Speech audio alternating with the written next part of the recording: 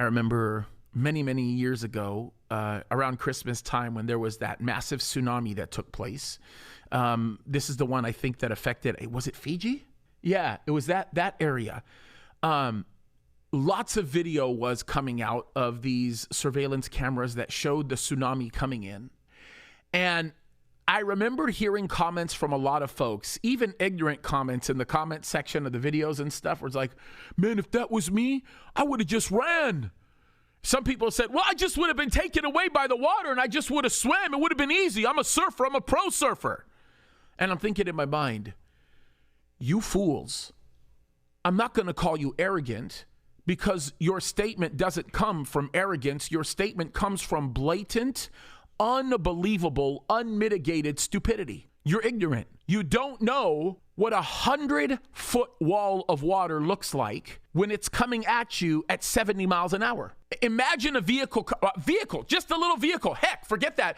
Imagine a motorcycle coming at you at 70 miles an hour. And as it's getting closer and closer to you, you begin to get uncomfortable, don't you? And you want to kind of pull aside. But imagine being 50 miles inland and you standing on top of a hill and watching 100-foot high wall of water coming at you at 70 miles an hour. There is nothing in the world that a camera can do to justify how awe-inspiring that is. The trajectory alone of something like that is capable of the kind of destruction that permanently destroys land masses, reforms land masses, breaks up islands into pieces, like non-existent.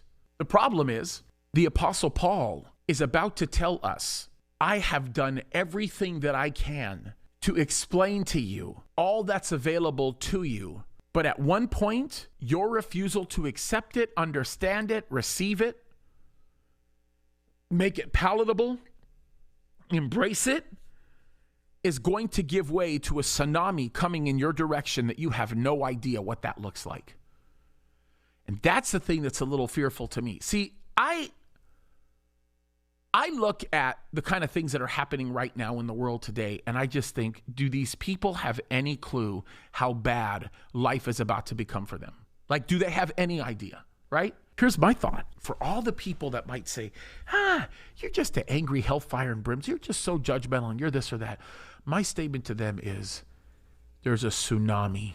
It's 100 feet tall and it's coming at you at 100 miles an hour and you don't have a clue. And when you get hit by it, you will get hit so hard that it will be a fury and rage you have never seen or experienced in your life. And what will make that fury and rage 100 times worse is the surprise that you will feel when you see it, because you never understood what was waiting for you.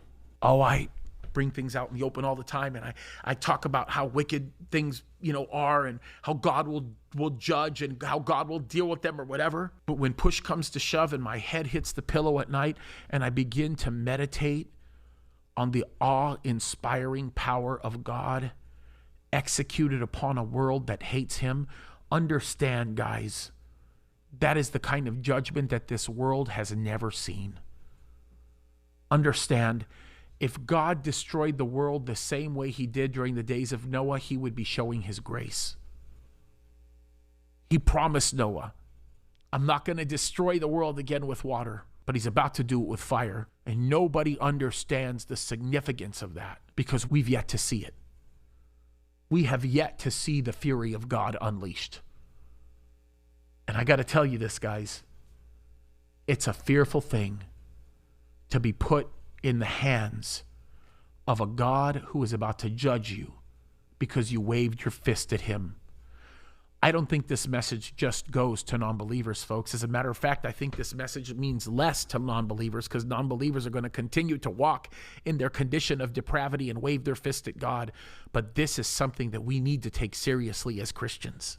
Not because your salvation is at risk, but because the God that you are interfacing with is to be feared and he is to be obeyed. Because the horror of what it looks like when we rebel against him is nothing like the world has ever seen.